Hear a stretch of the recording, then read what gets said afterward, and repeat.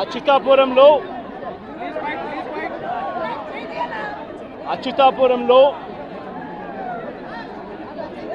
జరిగిన ఈ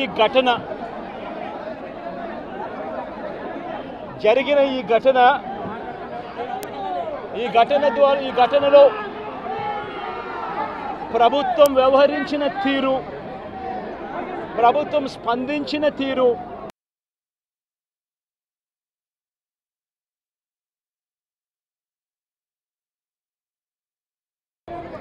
మరి మధ్యాహ్నం 2:20 ఈ ఘటన జరిగితే 2 గంటల ప్రాంతంలో ఈ ఘటన జరిగితే ఈ ఘటనకు సంబంధించి జరిగిన వివరాలను ఒక్కసారి గమనిస్తే ఈ ఘటనలో ప్రభుత్వం స్పందించకూడదు అన్న తాపత్రయము ఎక్కువగా కనిపిస్తూ ఉంది. ప్రభుత్వం 17 మంది చనిపోతే ఈ ప్రభుత్వం మొట్టమొదటగా సాయంత్రం 4 గంటలకు హోంమంత్రి వచ్చి ప్రెస్ మీట్ను అడ్రస్ చేస్తూ తాను మాట్లాడినప్పుడు కూడా సహాయానికి సంబంధించి పర్యవేక్షించడానికి తాను అనకాపల్లికి వెళ్తున్నాను అన్న మాటలు వాళ్ళ నోట్లో నుంచి రాలేదు. మరో గంట తర్వాత అంటే సాయంత్రం 5 గంటల ఆ ప్రాంతంలో కార్మిక శాఖ మంత్రి ఎవరి పరిధిలోకి వస్తుందో, ఈ డైరెక్టర్ ఆఫ్ ఫ్యాక్టరీస్ అనేది ఎవరి పరిధిలోకి వస్తుందో ఈ కార్మిక శాఖ మంత్రి కూడా ప్రెస్ మీట్ పెట్టి ఎంతమంది చనిపోయారో తెలియలేదు అన్నాడు. వివరాలు లేవు అని మాట్లాడతాడు. తాను కూడా హుటాహుటిన అక్కడికి వెళ్ళాలి అనే తాపత్రయం కూడా చూపించడు. ఘటన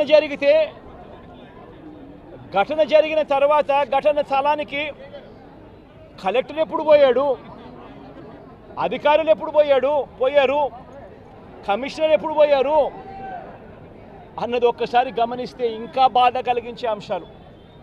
అధికార పార్టీకి సంబంధించిన నాయకులు ఎప్పుడు పోయారు అని చూస్తే ఇంకా బాధ కలిగించే అంశాలు. కనీసం ఘటన జరిగితే కనీసం అంబులెన్స్ను కూడా కనీసం మొబిలైజ్ చేసి ఆ ప్రాంతానికి తీసుకుని రాని పరిస్థితి.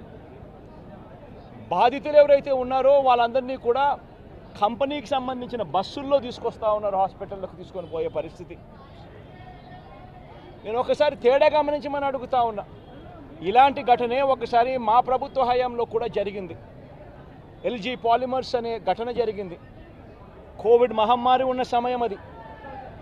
మేలో జరిగింది. మే 2020 ప్రాంతంలో జరిగింది. ఒకవైపున కోవిడ్ మహమ్మారి ఉన్నప్పటికీ కూడా ప్రభుత్వం ఎలా పలికింది, ఎలా స్పందించింది అని ఒక్కసారి కంపారిజన్ చేయాలి. ఆ ఘటన తెల్లవారుజామున రాత్రి 3:40 తెల్లవారుజామున 3:40కి ఆ ఘటన జరిగితే తెల్లవారుజామున 3:40కి ఆ ఘటన జరిగింది. పట్టపగలు కాదు. జరిగితే 5 గంటలకల్లా కలెక్టర్ స్పాట్లోకి వెళ్ళాడు, కమిషనర్ స్పాట్లోకి వెళ్ళాడు. అంబులెన్స్లు అప్పటికే ముమ్మరంగా మోహరించేసాయి. గవర్నమెంట్ అంబులెన్స్ అన్నీ కూడా తీసుకొచ్చాయి. ప్రతి బాధితునికి కూడా తోడుగా ఉండే కార్యక్రమం జరిగింది. 6 గంటలకల్లా వైఎస్ఆర్ కాంగ్రెస్ పార్టీకి సంబంధించిన సీనియర్ నాయకులందరూ కూడా స్పాట్ మీదకి వెళ్ళారు, తోడుగా ఉండే కార్యక్రమం చేశారు. అదే రోజు 11 గంటలకల్లా, మధ్యాహ్నం కూడా కాదు, మధ్యాహ్నం కాకమునిపే 11 గంటలకల్లా ఏకంగా ముఖ్యమంత్రి అంటే నేనే ఏకంగా స్పాట్లోకి నేనే రావడం జరిగింది. స్పందించిన తీరు గమనించమని అడుగుతా ఉన్నా. వెంటనే 24 గంటల్లోనే ఏకంగా ₹1 కోటి కాంపన్సేషన్ ప్రకటించిన పరిస్థితులు గతంలో ఎప్పుడు జరగల. ఇట్లాంటి ఘటనలు జరిగినప్పుడు గవర్నమెంట్ ఎప్పుడూ కూడా రెస్పాన్సిబిలిటీ తీసుకొని గవర్నమెంట్ ఎప్పుడూ కూడా బాధితుల పట్ల సానుభూతితో ఎప్పుడూ వ్యవహరించలా. ఇంతగా వ్యవహరించిన పరిస్థితులు ఎప్పుడూ లేవు. మొట్టమొదటిసారిగా ₹1 కోటి కాంపెన్సేషన్ ఇచ్చిన ఏకైక ప్రభుత్వం మొట్టమొదటగా వైఎస్ఆర్సీపీ ప్రభుత్వమే. మన ప్రభుత్వమే, జగన్ ప్రభుత్వమే ఇచ్చిందని కూడా చెప్పడానికి కూడా సంతోషపడతా ఉన్నాను నేను. ఇక్కడ 24 గంటల్లోనే ఏకంగా ₹30 కోట్ల అక్కడికి ఇమీడియట్లీ పంపించి బాధితులకు తోడుగా నిలబడడం జరిగింది. ఎవరైతే దెబ్బలు తగిలాయో, ఎవరైతే ఉన్నారో వాళ్ళని వెంటనే హాస్పిటల్లోకి చేర్పించడం, 3 రోజులు హాస్పిటల్లో ఉంటే ₹10 లక్షల మేర కాంపెన్సేషన్ ఇవ్వడం, హాస్పిటల్లోకి జరిగిన మైనర్ ఇంజరీస్కి కూడా వెంటనే ₹3 లక్షలు ఇవ్వడం, హాస్పిటల్లోకి ఎవరు వచ్చినా కూడా చిన్న గాయాలతో వచ్చిన వాళ్ళకు కూడా ₹25,000 మేరకు వాళ్ళకు కూడా కాంపెన్సేషన్ ఇచ్చి పంపించడం. ఏకంగా గ్రామాలకు కూడా 15,000 మంది 15,000 మంది నివాసం ఉంటా ఉన్న చుట్టుపక్కల ఉన్న 5 గ్రామాలకు సంబంధించి ప్రతి ఒక్కరికి కూడా మళ్ళీ ₹10,000 కూడా ఇచ్చి కూడా తోడుగా నిలబడిన పరిస్థితులు ఆ రోజుల్లో వైఎస్ఆర్ కాంగ్రెస్ పార్టీ ప్రభుత్వ హయాంలో జరిగాయి. నేను ఇక్కడ ఎందుకు చెప్తా ఉన్నాను అంటే, మనిషి ఒక ప్రభుత్వం అధికారంలో ఉన్నప్పుడు స్పందించే తీరు ఎలా ఉంటుంది అన్నది చాలా ఇంపార్టెంట్. ఈ ఘటనలో చంద్రబాబు నాయుడు గారు ఇక్కడికి వచ్చినప్పుడు ఆయన ప్రెస్ మీట్ చూసి ఆశ్చర్యపోయా. జగన్ హయాంలో జరిగాయి ఘటనలు అని చెప్పి చెప్తాడు, కానీ నేరాన్ని ఇక్కడ నుంచి డైవర్ట్ చేసే కార్యక్రమం చేస్తాడు. కానీ ఆశ్చర్యం ఏమిటంటే, చంద్రబాబు నాయుడు ఇంతకుముందు 2014 నుంచి 19 ఆయన ముఖ్యమంత్రిగా ఉన్నప్పుడు ఆయన హయాంలో జరగలేదా? ఈ ఘటనలు ఇటువంటివన్నీ ఎవరి హయాంలో అయినా కూడా జరుగుతాయి. కానీ జరిగినప్పుడు ఒక ప్రభుత్వం ఎలా స్పందిస్తూ ఉంది అన్నది మోస్ట్ ఇంపార్టెంట్ ఆస్పెక్ట్. ఒక ప్రభుత్వం అన్నది స్పందించేటప్పుడు ఎంపతి చూపించాలి, అంటే సానుభూతి చూపించాలి ప్రజల పట్ల, బాధితుల పట్ల. రెండోది ప్రభుత్వం చేయాల్సింది ఏమిటి అని అంటే రెస్పాన్సిబిలిటీ తీసుకోవాలి. ఈ రెండు కూడా ఆ రోజు వైఎస్ఆర్ కాంగ్రెస్ పార్టీ ప్రభుత్వం చేసింది. ఈరోజు చీఫ్ సెక్రటరీగా ఉన్న నీరబ్ ప్రసాద్ అనే వ్యక్తి ఎవరైతే చీఫ్ సెక్రటరీగా ఉన్నారో ఆయన ఆధ్వర్యంలోనే అప్పుడే ఒక హై లెవెల్ కమిటీ వేసి ఫ్యాక్టరీ సెక్యూరిటీని, పొల్యూషన్ కంట్రోల్ని, ఈ రెండింటినీ కూడా క్రోడీకరించి ఇటువంటి ఘటనలన్నీ కూడా పునరావృతం కాకుండా ఏ రకమైన రిఫార్మ్స్ తీసుకొని రావాలి అని చెప్పి ఆలోచన చేసి కమిటీ స్టడీ చేసి సిఫార్సు చేయమని చెప్పి కూడా ప్రభుత్వం కోరింది. నీరబ్ ప్రసాద్ అనే ప్రస్తుత చీఫ్ సెక్రటరీ గారు అప్పట్లో కమిటీ హెడ్గా ఉండి తాను కూడా రిపోర్ట్ కూడా ఇచ్చాడు. ఆ రిపోర్ట్ ఆధారంగా ఆగస్టు 2020లోనే జీవో కూడా ఇష్యూ చేసి ఒక ప్రాపర్ ప్రోటోకాల్ను తీసుకొని రావడం జరిగింది. ఆ ప్రోటోకాల్ ఏమిటి అని అంటే, అన్ని రెగ్యులేషన్స్ డిఫరెంట్ సైలోస్లో కాకుండా అన్ని క్రోడీకరించి ఒక చోటుకు తీసుకొచ్చే కార్యక్రమం జరిగింది. ఫ్యాక్టరీ సేఫ్టీకి సంబంధించిన ప్రోటోకాలు, పొల్యూషన్ కంట్రోల్కి సంబంధించిన ప్రోటోకాలు అన్నిటినీ కూడా ఒక ప్రోటోకాల్ తీసుకొని రావడం జరిగింది. ఆ ప్రోటోకాల్లో ముఖ్యమైనది ఏమిటి అని అంటే, మొట్టమొదటిసారిగా ప్రతి కంపెనీ కూడా వాళ్ళకి సంబంధించిన సెల్ఫ్ కంప్లయన్స్ రిపోర్ట్ అనేది ఒకటి ఇవ్వాలి అనేది దాంట్లో ముఖ్య ఉద్దేశం. ఒకవేళ సెల్ఫ్ కంప్లయన్స్ రిపోర్టు తయారు చేసే కార్యక్రమంలో ఆ కంపెనీకి నైపుణ్యత లేకపోతే థర్డ్ పార్టీ అక్రిడిటెడ్ ఏజెన్సీని కూడా గవర్నమెంటు అందుబాటులోకి తీసుకొచ్చింది. వీళ్ళ ద్వారా మ్యాండేటరీగా ప్రతి కంపెనీ సెల్ఫ్ కంప్లయన్స్ రిపోర్ట్ అనేది మ్యాండేటరీగా ఇవ్వాలి. ఇచ్చిన తర్వాత ఆ కంప్లయన్స్ రిపోర్టు నిజంగా ఉందా లేదా, నిజంగానే వాళ్ళు ఇవన్నీ ఉన్నాయా లేదా, ఇవి కాక ఇంకా ఫర్దర్గా వాళ్ళు ఏమైనా చేయాల్సినవి ఏమన్నా ఉన్నాయా లేదా అన్నది నిర్ధారించడానికి కోసం ఒక కమిటీ ఇన్స్పెక్షన్ కూడా చేయాలి. ఆ కమిటీలో కూడా అన్ని డిపార్ట్మెంట్స్కి సంబంధించి, అంటే pollution control department, boiler security department, రియాక్టర్స్కి సంబంధించి, ఎలక్ట్రిసిటీకి సంబంధించి, ఫైర్కి సంబంధించి అన్ని డిపార్ట్మెంట్లు క్రోడీకరించి వాళ్ళు ఇన్స్పెక్షన్ కూడా చేస్తారు. చేసిన తర్వాత వాళ్ళు కంపెనీ యాజమాన్యానికి ఫర్దర్గా ఇవి చేయాలి అని చెప్పి ఒకవేళ ఏదైనా ఉంటే అవి కూడా వాళ్ళు ఐడెంటిఫై చేసి కంపెనీ యాజమాన్యానికి వాళ్ళు టైం ఇస్తారు, కంప్లై చేయండి అని చెప్పి. అది 15 రోజులు టైం ఇస్తారు.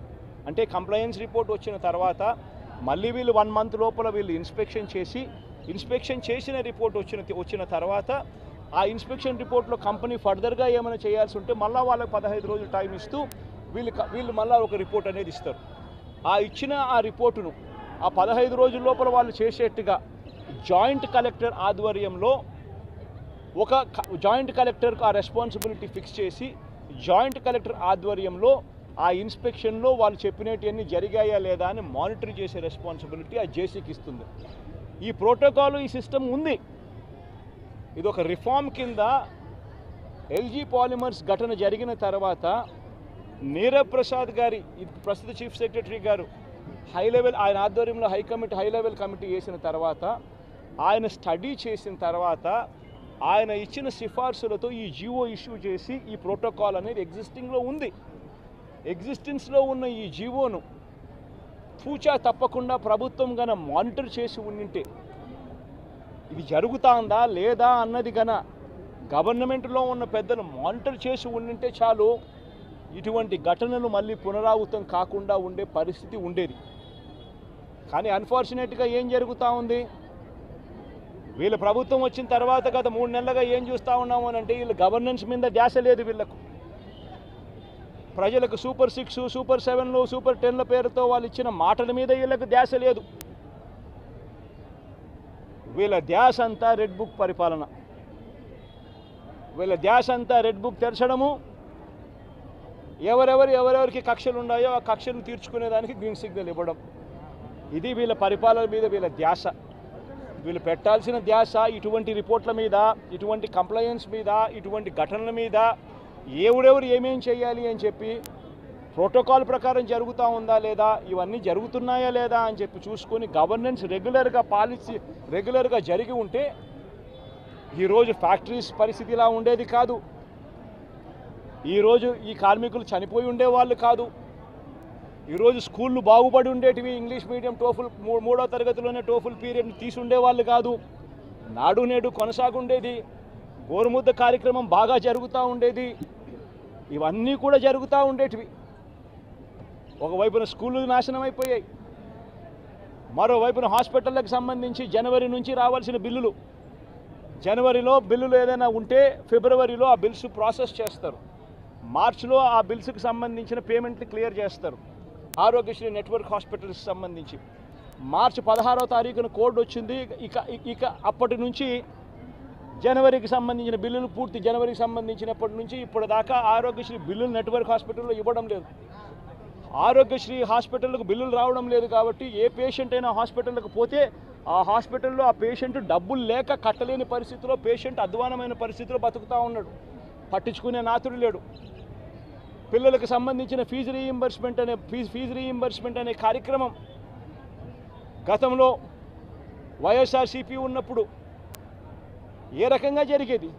ప్రతి 3 నెలలకు ఒకసారి, ప్రతి త్రైమాసికం అయిపోయిన వెంటనే ఆ త్రైమాసికం అయిపోయిన వెంటనే ఫీజు రీయింబర్స్మెంట్ కింద విద్యా దీవెన అన్నది ఆ తల్లుల ఖాతాల్లోకి జమ అయ్యేది.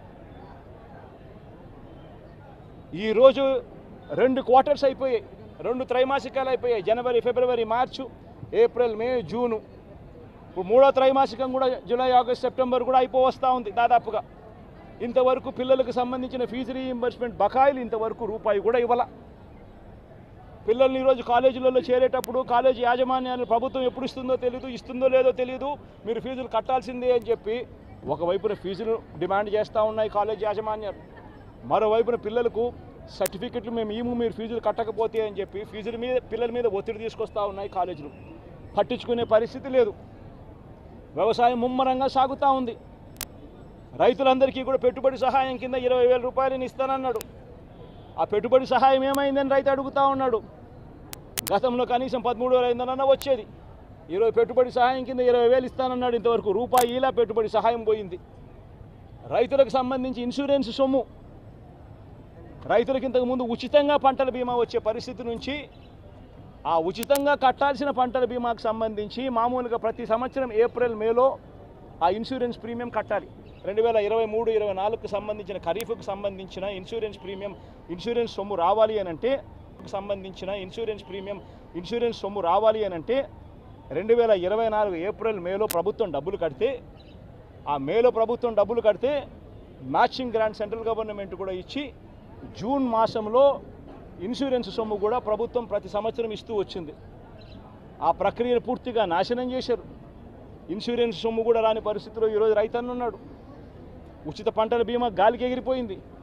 ఈ క్రాప్ అనేది గాలికి ఎగిరిపోయింది. రైతులందరూ కూడా ఈరోజు క్యూలలో నిలబడతా ఉన్న పరిస్థితులు కనబడతా ఉన్నాయి. కనీసం ఎరువులు కావాలన్నా, విత్తనాలు కావాలన్నా దారుణమైన పరిస్థితిలోకి వెళ్ళిపోయింది. గడప వద్దకే, ఇంటి వద్దకే వచ్చే పెన్షన్ ఆగిపోయింది. గడప వద్దకే, ఇంటి వద్దకే వచ్చే ఇంటి వద్దకే వచ్చే రేషన్ ఆగిపోయింది, పెన్షన్ ఆగిపోయింది. ఈరోజు మళ్ళీ ప్రతి వ్యవస్థలో కూడా ఏం జరుగుతూ ఉందనంటే కరప్షన్ విపరీతంగా పెరిగిపోయింది, డిస్క్రిమినేషన్ అనేది విపరీతంగా పెరిగిపోయింది. తెలుగుదేశం నాయకుల చుట్టూ వీళ్ళంతా తిరుగుతే తప్పనించి రాని పరిస్థితి అని చెప్పి ఏకంగా మెసేజ్ పంపిస్తూ ఉన్నారు. ఈరోజు నిజంగా పాలన అన్నది నిజంగా ఈరోజు ఏం జరుగుతూ ఉందనంటే రోజు కూడా కక్షలు తీర్చుకునే దానికోసము కొట్టడము, చంపడము, ఆస్తులను ధ్వంసం చేయడము ఇవే కనిపిస్తున్నాయి తప్పనించి పాలనలో ఏదైనా కూడా మంచి చేయాలి, ప్రజలకు మంచి జరగాలి అన్న ఆలోచన, తాపత్రయం ఎక్కడ కూడా కనిపించని అధ్వానమైన పరిస్థితి ఈరోజు మొట్టమొదటిసారిగా రాష్ట్రంలో సాగుతూ ఉంది. నేను ఇవాళ ఇప్పటికైనా ఒకటే మాట చెప్తా ఉన్నా, చంద్రబాబు నాయుడుకి ఇదే మాట చెప్తా ఉన్నా. కాంపన్సేషన్ అన్నది ఎంపతితో ఇవ్వాలి, సానుభూతితో ఇవ్వాలి, ఇవ్వాల్సిన సమయంలో ఇవ్వాలి. ఇంతమంది హాస్పిటల్లో ఉన్నారు, వాళ్ళందరికీ ఏ ఒక్కరికి కూడా, ఈ హాస్పిటల్లో ఉన్న వాళ్ళకి ఏ ఒక్కరికి కూడా ఇంతవరకు డబ్బులు ముట్టల. వాళ్ళందరికీ కూడా మనం ఇస్తామని చెప్పిన డబ్బులు వెంటనే ఇప్పించే కార్యక్రమం చేయండి.